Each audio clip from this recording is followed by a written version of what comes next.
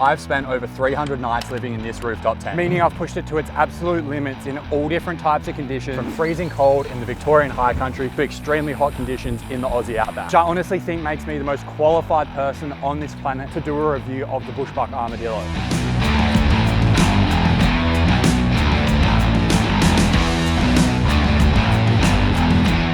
It's really hard to justify just how well I know this tent. I basically have set it up and packed it down over 600 times. I know every feature and problem that it has inside and out. Like, the only thing I've spent more time in than this tent is probably the car. But a question I always get asked and keep seeing on my reels is, how do you pick a rooftop tent? And there's so many different tents on the market, so I'm gonna run through a little checklist that will help you pick a better rooftop tent the first time and save your hard-earned money. And also do a detailed review of the Armourdillo, the good and the bad.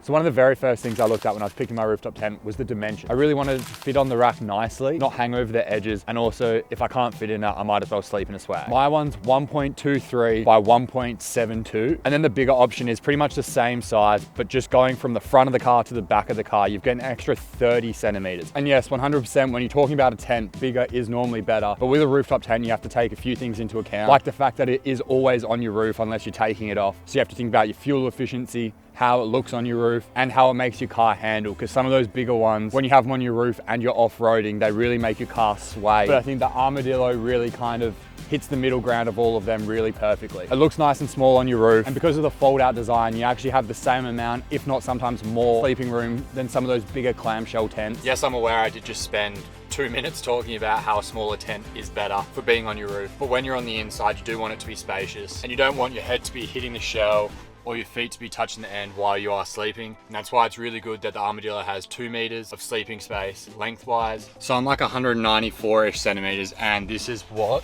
it looks like when I lay down. So head on the pillows. You can see I'm not touching, I can touch the end if I go up, but on the bottom, I'm not really that close. There's still a bunch of space. Like, I can't reach to the other side of the tent, just laying on my side.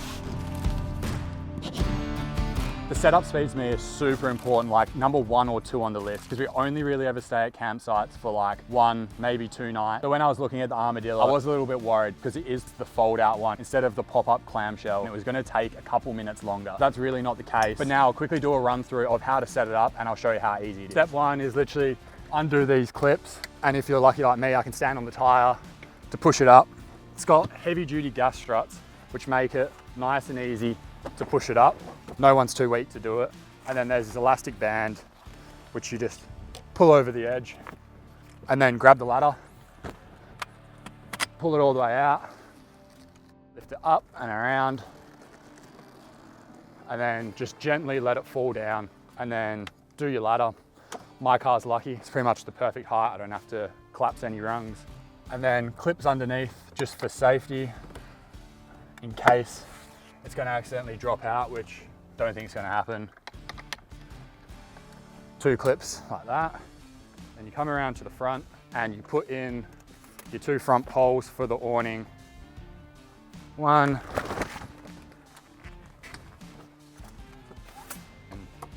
2, and just like that, the tent is completely ready to sleep in.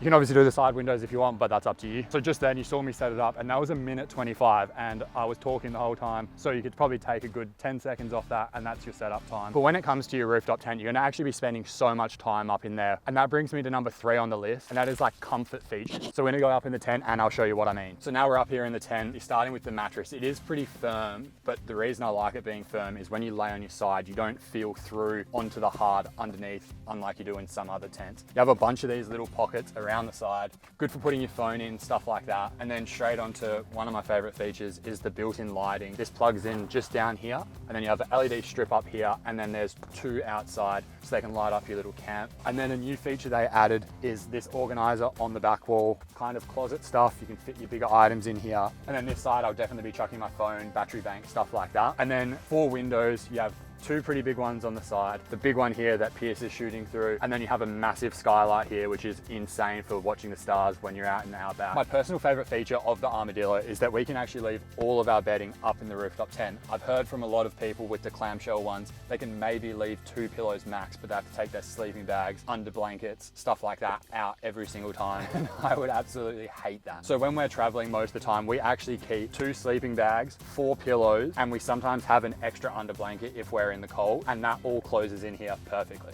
Number 4 on the list, which I don't even think should be a debate, is hard shell versus soft shell. After using one with a canvas bag for a few years, I can promise you I'll never be going back to that style now that I have the Armourdillo with the hard shell. When I had the one with the canvas bag, I think it lasted like a year with the salt water that we have in the air here in Western Australia. The canvas bag started to rip apart, get real sun damaged, and the zips were basically non-existent. But with the hard shells, you don't have to worry about anything like that. It's just 2 big clips that ratchet everything down, and there's no reaching around your canvas to try and pull the zips down. And then that brings me to wind. In a rooftop tent, you're obviously raised up off the floor, so whether you like it or not, you're basically a sail for the wind. And if you have one of those canvas ones, you have all 4 sides that are potential to be flapping canvas in the wind. But then with the Armourdillo, you can angle that shell into the wind and it pretty much kills all wind noise on the tent. But obviously you're still going to hear a little bit of wind noise, but there's no tent on earth that you're not going to hear wind noise. I almost forgot to mention another really handy feature on a hard shell is being able to add your own roof rack, solar panel, stuff like that. The Armourdillo has channels, so you can slide bolts down and mount any accessories that you want. I'm probably going to be chucking my surfboards up there on crossbars, which is way better than having them cover my solar panel on my roof rack. Another little added thing you should look at when you're looking at rooftop tents is if they have any accessories. The Armourdillo has a little annex that attaches to it, which is really handy just for storing stuff while you're sleeping if it's going to rain. But then it also has this big inflatable tent which zips on. That's awesome for families, or if you're taking your friends camping that don't have their own setup. It gives you this awesome enclosed area that connects up to your rooftop tent. And you have all these features are really well and good, but if you don't get a good night's sleep in the tent, is it really worth the money? And with the Armourdillo, I think it definitely is. We managed to stick out over 360 nights in all different types of conditions and never really once complained about having to get up into the tent. I think probably the best reason for a rooftop tent in Australia is just not having to worry about stuff trying to crawl into your tent. Like we have a lot of snakes and spiders and possums and stuff that even sometimes climb up a ladder. So just not being on the ground right where they're going to slither in is definitely awesome. And yes, you're on your roof, so there is going to be some nights that do get a bit breezy and a bit windy, but that's way less an Armourdillo problem and more just a canvas flapping in the wind problem. Like no matter what you're in, whether you're on the ground or on your roof. But in saying that, the hard shell does help a lot.